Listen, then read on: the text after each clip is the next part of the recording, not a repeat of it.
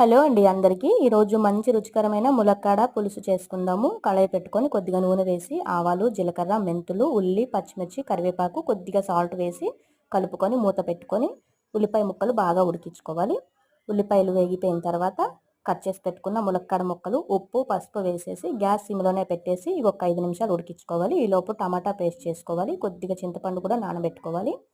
ఇది వేగిపోయిన తర్వాత టమాటా పేస్ట్ వేసేసి బాగా కలుపుకోవాలి. కలిపేసి మరి ఒక్క 5 నిమిషాలు మూత పెట్టుకోవాలి. టమాటా పచ్చి వాసన పోయేంత వరకు శుభ్రంగా ఉడికిపోయిన తర్వాత కొద్దిగా ధనియాల పొడి, కారము, చింతపండు రసము వేసుకొని బాగా కలిపేసుకోవాలి.